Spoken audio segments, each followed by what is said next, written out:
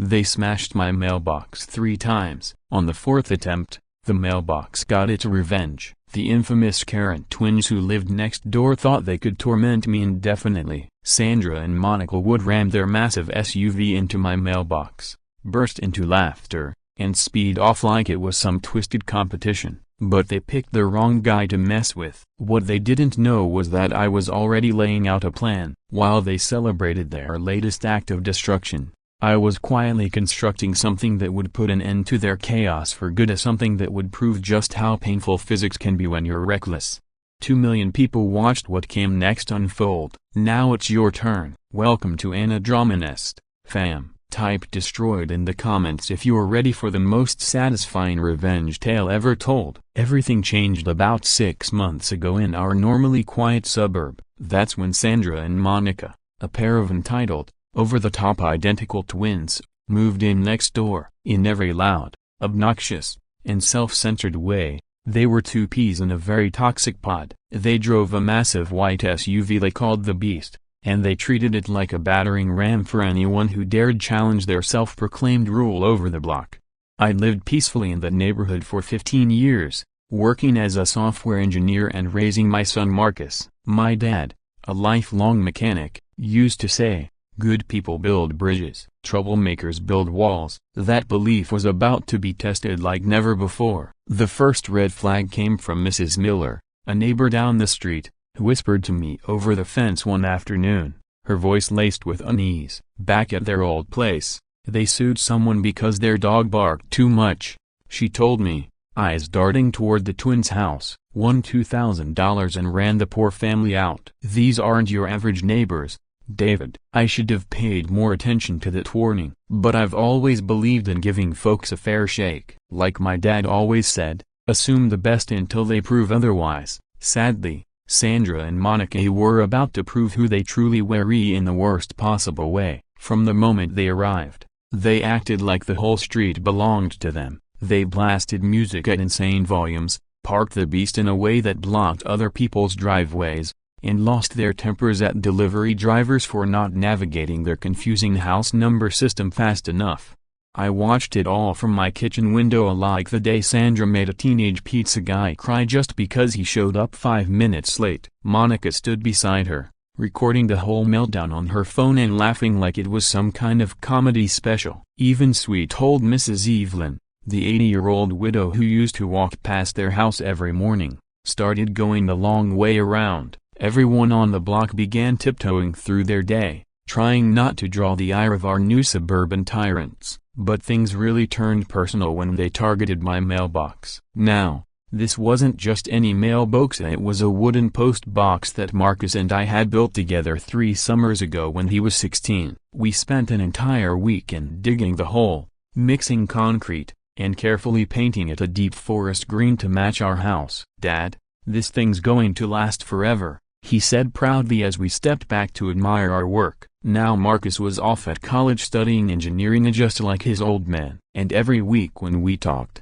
I promised him everything at home was just as he left it. That promise was about to become my mission. The first hit came 2 months ago, on a Tuesday morning. I was getting ready for work when I heard a sharp thunk from outside, followed by a vehicle peeling away. By the time I got to the yard, the Beast had already rounded the corner, and my beloved mailbox stood crooked, its post cracked at the base. No note, no apology, no acknowledgement. I spent that entire evening after work fixing it. I reset the post, reinforced the crack with wood glue, and told myself, maybe it was just an accident. My dad's voice echoed in my head, give people a second chance. But something in my gut told me this wouldn't be the last time. 2 weeks later, my fears came true. This time, I saw it happen with my own eyes. Sandra was behind the wheel, and she veered directly into my mailbox without hesitation and then sped off without even a glance back. The sheer nonchalance of the act had me seething, but instead of acting on anger, I took the high road. I walked over and knocked on their front door, prepared to talk things out like rational adults. What I got was a lesson in gaslighting. Monica opened the door wearing a smug little smirk, barely glancing up from her perfectly polished nails as she said, "You put your mailbox too close to the street. That's on you for creating a hazard." Then Sandra appeared behind her, grinning like it was a joke. "Maybe you should get one that can handle a little tap, or, install it properly next time." That exchange told me everything I needed to know. This wasn't some neighborhood misunderstanding, it was psychological warfare. And they had just officially opened fire on someone they assumed wouldn't push back. Then things escalated. A few days later, I found a handwritten note stuffed into my damaged mailbox. Just one line: "Things that aren't protected disappear." No name, no signature, but I recognized the childish, looping handwriting from the return labels on Monica's deliveries. I stood there holding that note, feeling something deep inside me snap. This wasn't just about a mailbox anymore. This was about power, control. They were trying to mark their territory, and I was their chosen example. They saw me as a mild-mannered tech guy who wouldn't make a fuss. They were about to realize just how wrong they were. The moment I truly shifted from being a victim to becoming a challenger was when I saw what they did to Mrs. Miller's dog. It was the next morning. I happened to be looking out the window when I saw Sandra deliberately hit the gas and steer the beast directly toward the elderly woman's little terrier. She missed the poor thing by mere inches before slamming on the brakes and yelling, "Keep that mutt off the road." The dog cowered. Mrs. Miller looked like she might collapse. "And Sandra?" She laughed like she'd just pulled off the joke of the century. That's when it hit me. These weren't just inconsiderate neighbors with bad manners. They were full-blown bullies who thrived on intimidation and fear. And like every bully I'd ever known, they wouldn't stop until someone stood up to them. That night, I sat alone in my garage, surrounded by the shattered remains of the mailbox Marcus and I had poured our time and effort into. I thought back to my childhood, to every time someone told me, "Just ignore them if they'll leave you alone." But I knew better now. Bullies never just go away. They escalate unless someone pushes back even harder. As I swept up the splinters of that forest greenwood we once painted with pride, I made a decision. No more hoping authorities would step in. No more expecting decency from people who clearly had none. I was going to handle this the way my father had always taught me, with smart planning, solid prep, and the right tools for the job. What I didn't realize was that Sandra had been watching me from her own window and she was already scheming her next move. So now it's your turn to decide. Should I take matters into my own hands? Type revenge. Or should I give the police one final shot at doing their jobs? Type police. 6 weeks later, the third attack came, and this time, I was ready. I had spent the entire weekend before setting up a fully integrated, high-definition security system. Multiple cameras covered every angle of my front yard, with special focus on the mailbox. Nothing could slip through undetected now. That Sunday morning, Marcus called to catch up. He was excited about his engineering program, bubbling with enthusiasm. "How's everything back home, Dad?" he asked. "Everything's fine, son," I replied, watching Sandra prowl her front yard like a lioness waiting to pounce. "Just making a few security upgrades." I didn't want to stress him out with the gritty details of suburban conflict, but deep down, I knew the next move from the twins would be bold and probably soon.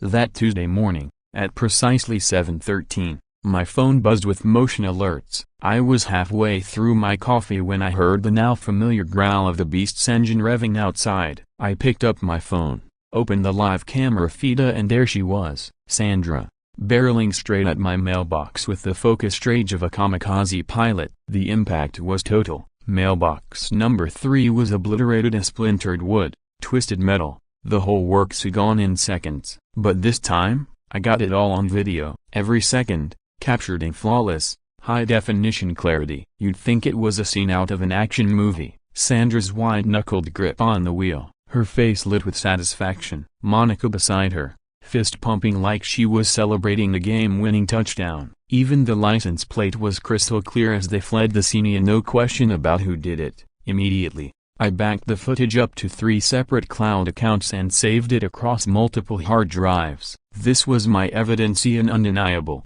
irrefutable, and ready for battle. And then things got even better. Later that afternoon, the cameras caught something that shattered the twins' carefully maintained image of innocence. I watched as Sandra crept across the street to the elderly couple's porch opposite mine. She scanned the area nervously, then snatched a package from their doorstep and darted back across the street clutching it like contraband. Caught red-handed. Finally, I had something that no cop could brush off, a clear act of theft caught on video. I decided to test the waters. I uploaded the clip of the package theft online under the generic title, "Neighbor Caught Stealing Packages." No names, no addresses, just raw footage. Within 24 hours, the video blew up at 50,000 views and counting. The comment section was a storm of outrage and disbelief. The public pressure worked. Sandra, clearly shaken, returned the stolen package to the couple with some flimsy excuse about it being a mix-up, but the damage was already done. Her cover was blown.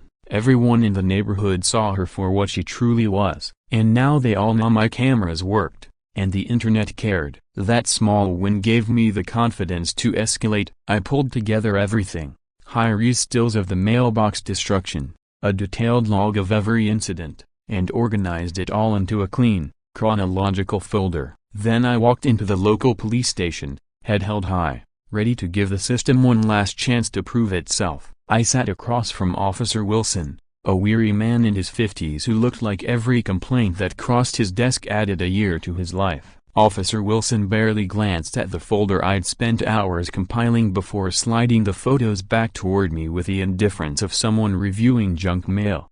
"This looks more like a civil issue," he said flatly. "Unless someone gets physically injured, there's not much we can do. Maybe talk to your homeowners association." The casual dismissal hit me like a gut punch. I kept my voice steady, even as my frustration climbed. "Officer Wilson, this is clearly intentional destruction of property," I said, pointing to the high-resolution images of Sandra's SUV obliterating my mailbox. "Caught on camera. How is this not criminal vandalism?" He sighed like I was the one wasting his time and leaned in slightly, lowering his voice as if sharing a secret. "Between you and me, those women have been going through some stuff. They're probably just acting out. Give them a little space, it'll likely blow over." What I didn't know then but would discover soon after was that Wilson had posted photos of himself clinking glasses with Sandra and Monica at a dinner party on his personal social media. The system wasn't just indifferent, it was compromised. That evening,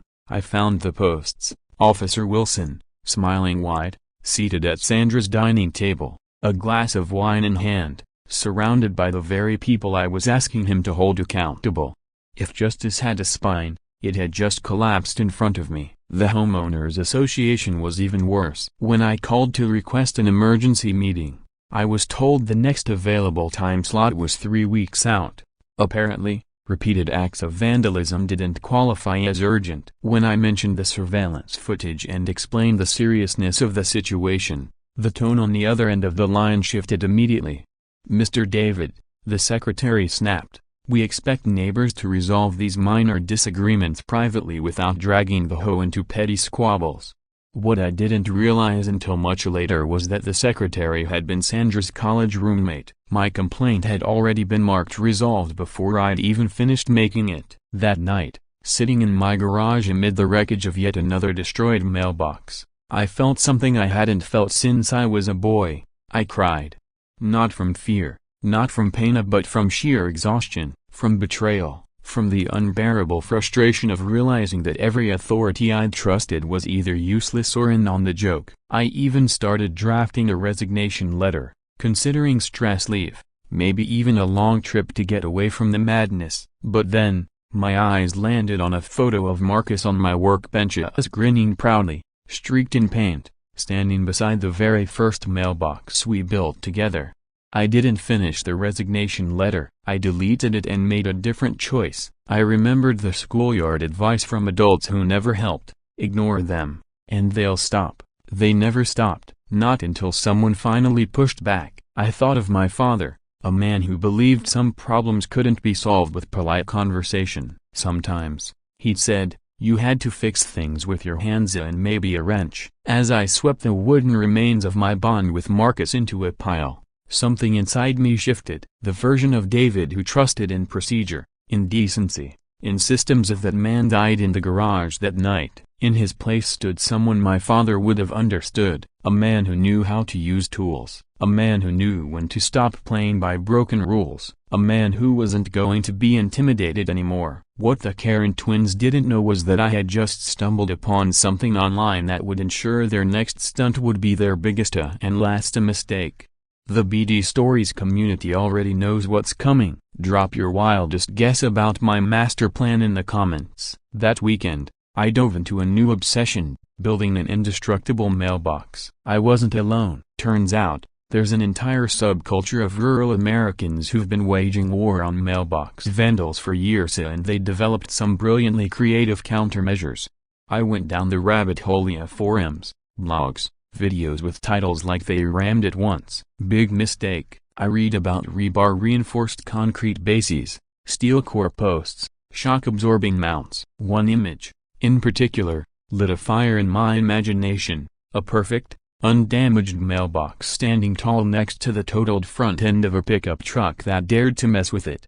I wanted that. My first attempt, however, was a complete disaster. I figured I could just pour some concrete around a wooden post and call it reinforced. It was a cold, wet Thursday night. I mixed concrete by hand in the driveway, holding a flashlight between my teeth, working purely on stubbornness and rage. The next morning, I walked outside to a crooked mess. The post had shifted and cracked in the night, the concrete was uneven, the whole structure leaning like it had been drunk when it dried. It looked like something built during an earthquake by someone blindfolded. I was so angry, so embarrassed, I ripped off my work gloves and hurled them against the garage wall. Just when I was on the verge of giving up completely, Sandra decided to twist the knife. She cruised by slowly in the Beast, rolled down her window with exaggerated flair, and called out in a syrupy, mocking voice, "Nice try, loser. Maybe stick to computers instead of construction."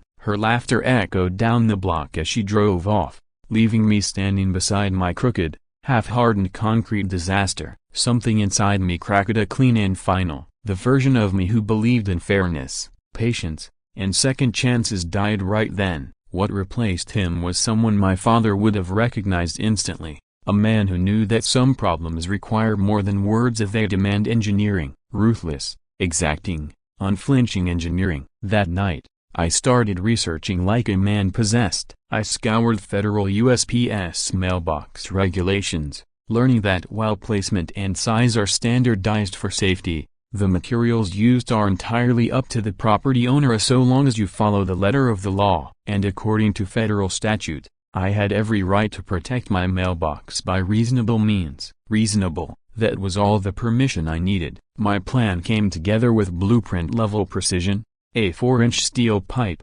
6 feet long, 3 feet buried deep into a rebar-reinforced concrete base, a half-inch steel plate mounted inside a hollow aluminum shell, all of it painted to look as innocent as any other mailbox on the street. I even labeled my design file, "For protection, not revenge." The hunt for materials took me to a scrapyard on the industrial side of town, a rust-stained graveyard of American industry. There, I met Peyton, a leathery old welder with eyes like steel ball bearings. When I told him what I was building and why, he gave me a slow grin that said he'd seen this kind of battle before. "Son," he said, patting a chunk of steel pipe the width of a tree trunk, "you fill the thing with rebar, weld it tight as a bank vault, and bury it deeper than a grave. Nobody walks away clean from that." He told me stories of legends. Really, farmers who flipped trucks. One guy so committed that his mailbox knocked the axle off a Dodge Ram. Insurance called it an act of stupidity.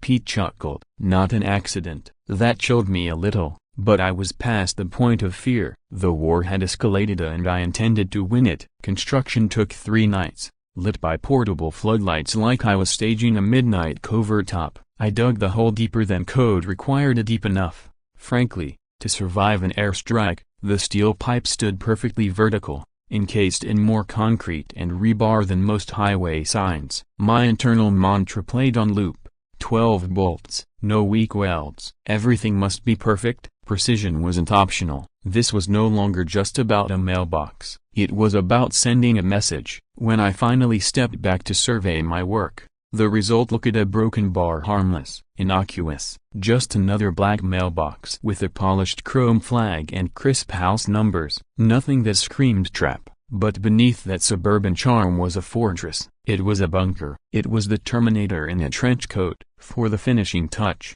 I gave it a fresh coat of paint and polished the chrome until it gleamed like bait. It practically whispered, "Hit me, I dare you." 3 days later, I watched from my kitchen window as Sandra and Monica spotted it during their usual morning prowl. They slowed the car, narrowing their eyes like predators scanning for weakness. "Sis, he put up another one," Monica said, loud enough for me to hear. Sandra didn't respond immediately. She was too busy analyzing, calculating. You could practically see the gears turning in her head. She wasn't just thinking about destroying it. She was planning how, and that meant the trap had already sprung. That morning, they drove past twice more, each time slowing to scrutinize the mailbox like military analysts examining enemy defenses. Then came the inevitable test. Sandra deliberately sideswiped my new installation, expecting another satisfying crunch. Instead, the sound that split the morning air was pure metal on metal carnage, a shrieking grind as the beast met an immovable object. When it was over,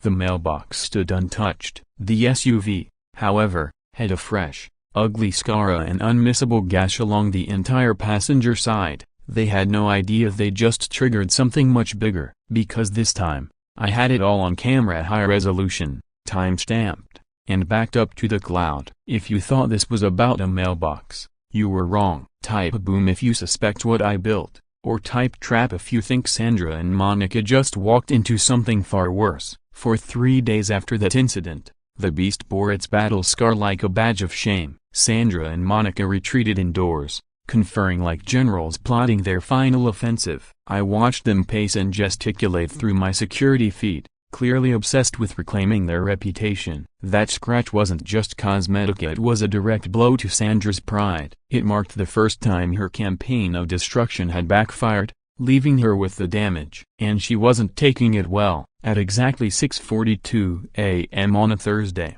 her counterattack began. Most of the neighborhood was still asleep. I was brushing my teeth when my motion alerts went off like air raid sirens. I looked out my bedroom window just in time to see Sandra climb into the beast with the grim focus of a kamikaze pilot. She sat there revving the engine, as if building either courage or torque, I couldn't tell which. Then she launched. This wasn't a reckless joyride like before. She came at it slow and deliberate, lining up with military precision. The impact was immediate and deafening. A metal slammed into steel with the echo of a rifle shot. The beast's bumper crumpled like a soda can. The right headlight shattered into a spiderweb of cracked plastic. The grille fractured. Steam hissed from beneath the hood. Sandra's hands clenched the steering wheel, trembling as the weight of her mistake settled in. My mailbox, still standing, not a scratch. Immovable, victorious. Watching it felt surreal, like a modern-day David. Except this time David was 300 pounds of steel,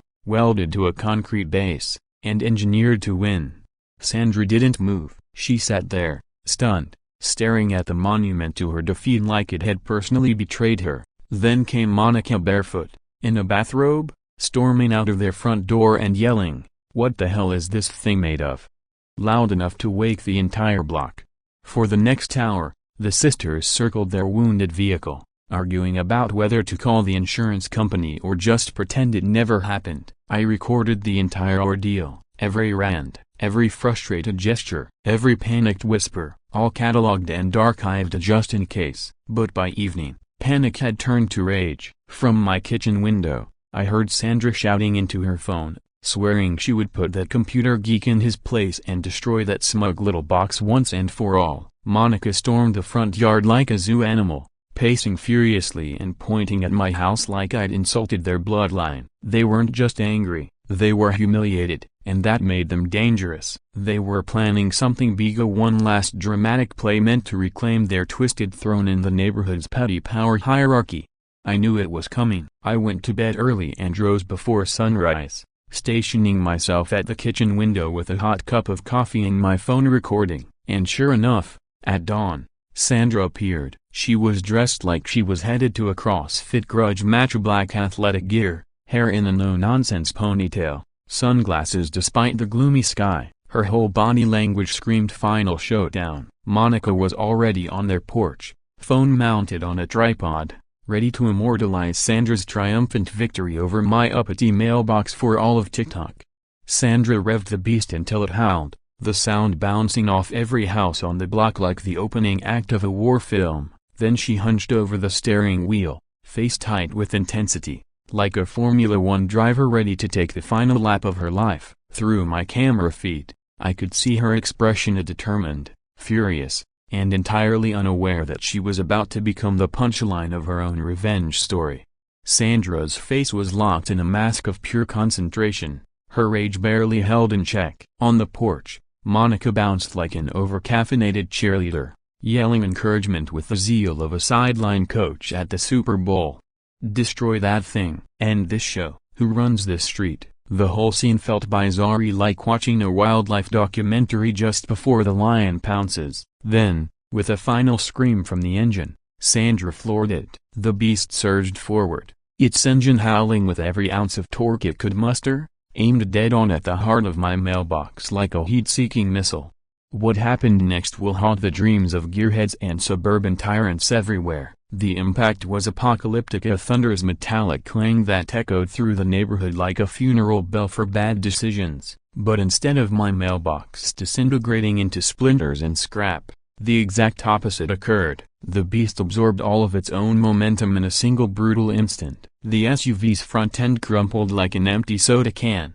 The steel post didn't move an inch. It was glorious. The hood blasted open with a sound like a cannon. One of the front tires detonated with a sharp pop, and steam poured from the radiator like smoke from a battlefield. The entire vehicle shuddered violently. A broken bar then died, right there on my lawn. Sandra's once feared SUV was now a steaming, twisted pile of junk, her mighty war machine, reduced to scrap in a matter of seconds. And for a moment, the entire world seemed to go silent. No one moved. Not Sandra, not Monica, not me. Then came the witnesses. Mrs. Evelyn stepped out in her robe, slack-jawed. The family across the street traced to their windows, phones in hand. Even the mail carrier hit the brakes, gawking at the wreckage like he'd just pulled up to a demolition derby. Sandra and Monica sat frozen inside their smoldering vehicle, trapped in the wreckage of both their SUV and their pride. Through the cracked windshield, I could see Sandra slumped forward,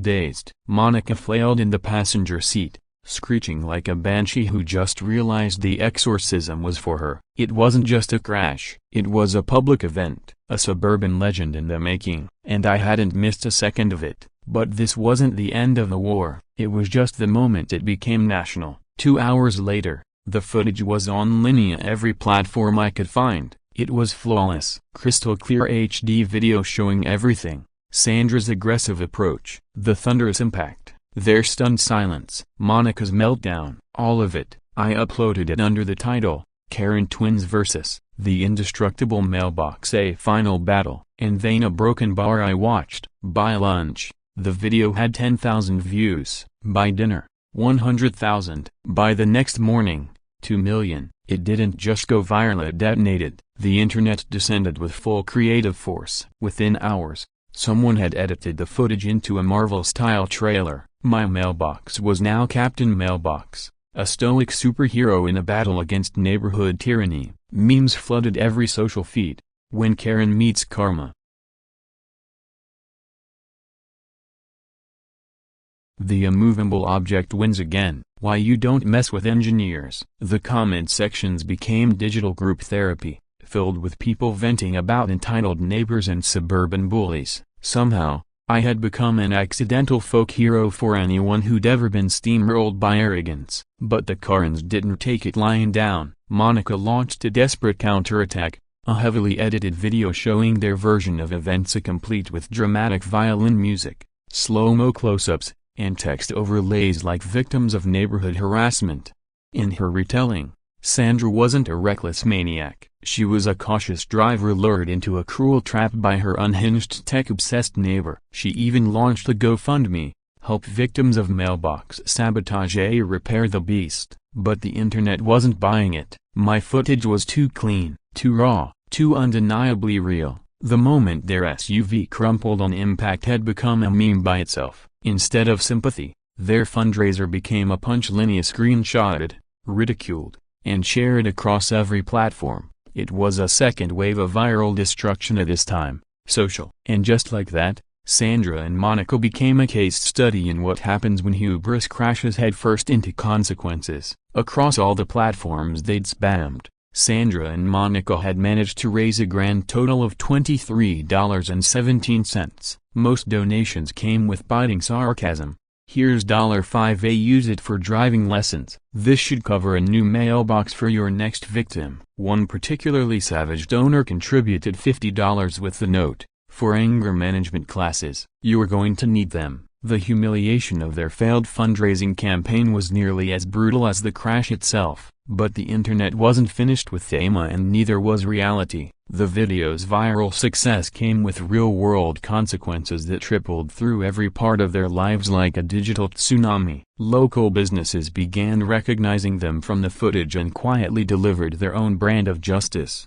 The pizza place added them to the problem customers list after drivers reported past harassment. The neighborhood grocery store staff would whisper and giggle whenever they walked in, making them feel like sideshow attractions. And their favorite hair salon suddenly booked solid for the next 6 months, despite clearly open slots. In the span of 48 hours, they had become true social pariahs, practically radioactive in their own community. But the most devastating blow came when Sandra's employer took notice. She'd spent 8 years building a career in fraud investigations at a major insurance firm, denying claims and sniffing out dishonesty with ruthless precision.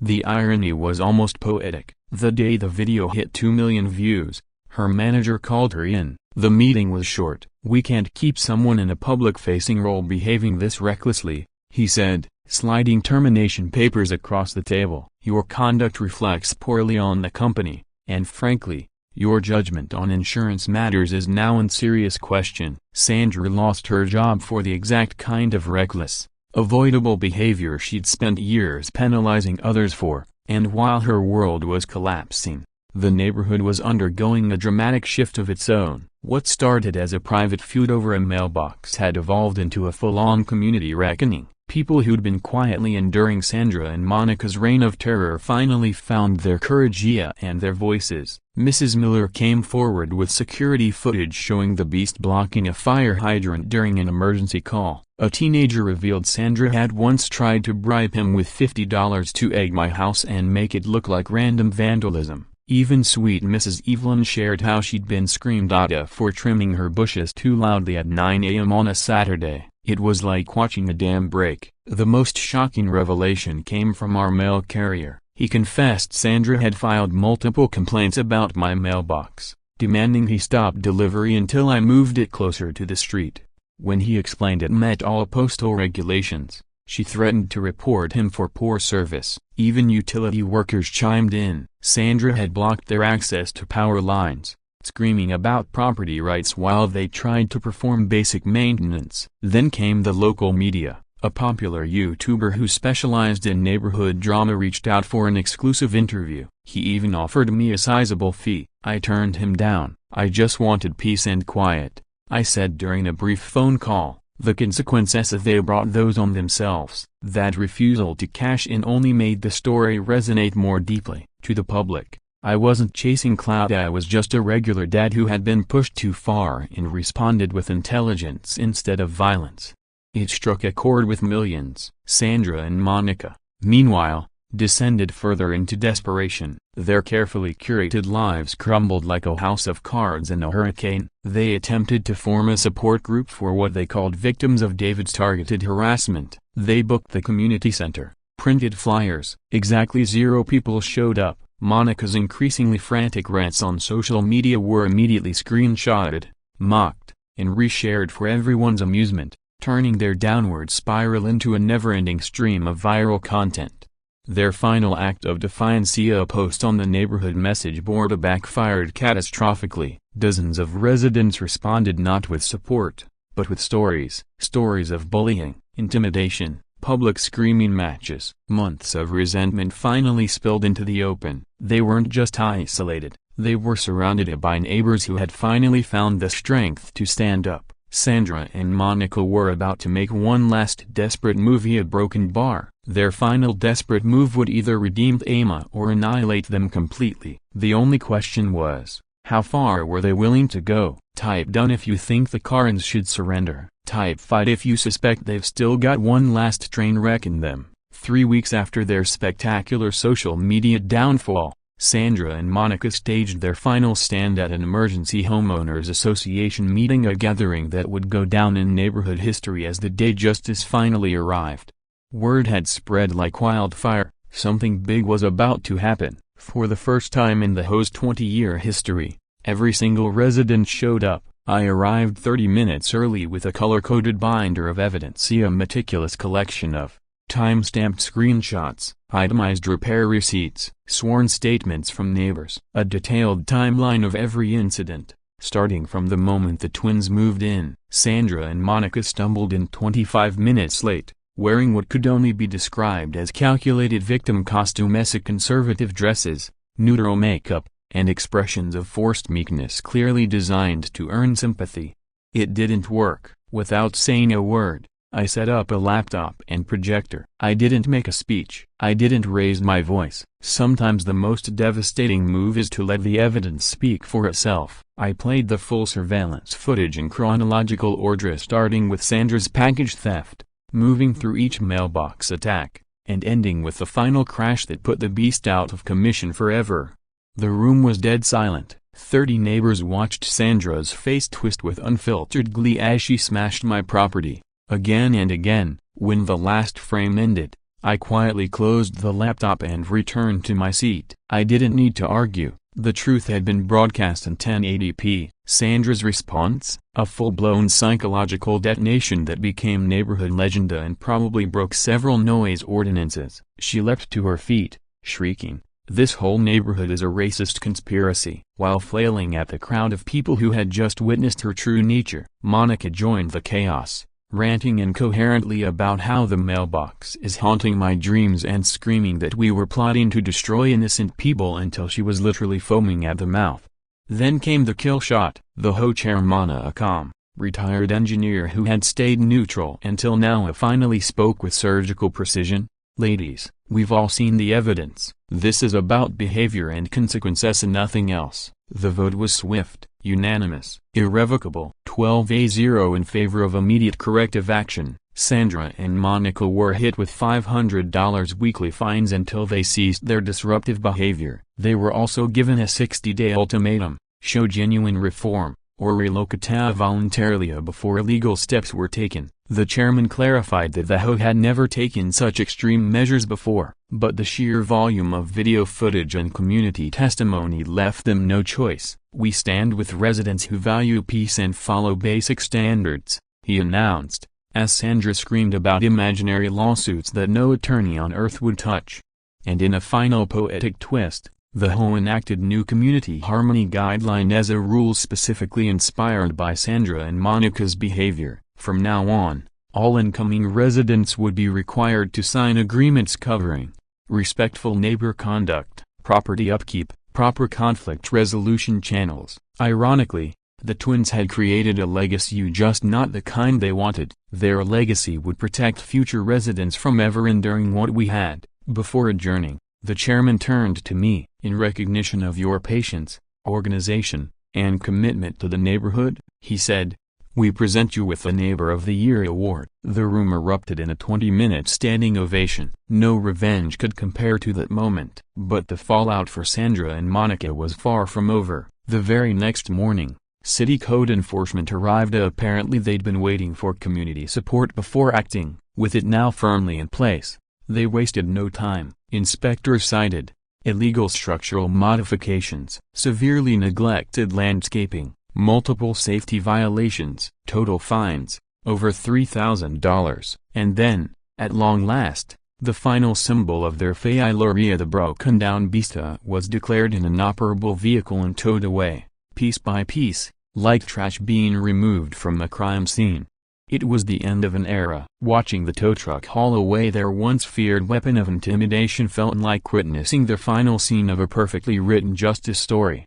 Within 6 weeks, their house was on the market, A for sale sign staked defiantly in the front lawn, less an invitation, more a surrender flag. But the listing struggled. Every potential buyer had seen the viral videos, everyone knew exactly what kind of neighbors had lived there. And ironically, as they faded from our lives, our property values went up. Their departure wasn't just a relief, it was a market correction. Neighbors who had once kept quiet during the twins' reign of petty terror were now organizing cleanup projects, planting community gardens, and planning block parties to celebrate the return of peace. Moving day arrived on a cold Tuesday in late November. I was outside trimming the decorative hedges around my now legendary mailbox when the moving truck pulled in. Sandra and Monica hovered near the crew, giving muted instructions, avoiding eye contact with the small crowd of residents who had come out not to gloat, but to witness the end of something. The movers worked quickly, probably eager to leave the tension-soaked air behind them. Eventually, Sandra walked to her car for the final time. She stopped in front of my mailbox and stared at it like it had personally destroyed her, which, in a way, it had. I stood up, dusted off my gloves, tipped my cap, and said with sincere calm, "Have a safe trip." Because sometimes, the most satisfying victory isn't revenge, it's outlasting your enemies with your dignity still intact. 6 months later, a young couple with 2 kids moved into the house. From day one, they brought light and life back to what had once been the epicenter of neighborhood drama. One sunny afternoon, their little boy, maybe 7, full of curiosity and energy, wandered over as I checked the mail. "Sir," he asked with wide eyes, "why is your mailbox so much stronger than everyone else's?" I smiled, knelt beside him, and replied gently, "It used to be a warrior. It had to fight some battles, but now, it's a guardian. It helps keep the peace." His eyes lit up with the kind of awe only kids can conjure. And in that moment, I know someday, he'll tell his own children about the legendary mailbox that once stood its ground for an entire community. Later that year, the home installed a new sign at the neighborhood entrance. It reads, "Protected by community unity," etched in elegant lettering that catches the morning light. Every time I drive past that sign, I remember my father's words: build things that last 3 generations. Solve problems with intelligence, not rage. That mailbox, a broken bar, it had become more than just steel and bolts. It was a symbol of proof that bullies can be stopped, that justice isn't always loud but it can be lasting, and that the smartest answer to aggression, a broken bar, is to build something too strong to break. That weekend, Marcus called from college. He'd seen the viral videos and was practically beaming through the phone. Broken bar, you're like a real-life superhero. Captain Mailbox strikes again. I laughed, but as I stood in my quiet yard that evening, a thought lingered. Somewhere out there, someone entitled was watching this story unfold, and they were either learning the right lesson, a broken bar, or the wrong one. But if the story reminded even one person that you can stand up to bullies with intelligence, patience, and a bit of engineering, then maybe it was worth all the headaches. If this story inspired you, or made you believe just a little more in neighborhood justice, hit that like button. It helps more people find their way here. And if you'd like to support more stories like this, there's a link in the description to keep the mailbox standing strong. Thanks for watching. I'll see you in the next video where we explore another tale of epic local chaos and quiet comebacks. Until then, remember, sometimes, the quiet neighbor has the loudest comeback. Another day, another ridiculous situation, and a drama nest delivers again. Don't forget to like, follow, and stay tuned for more juicy chaos.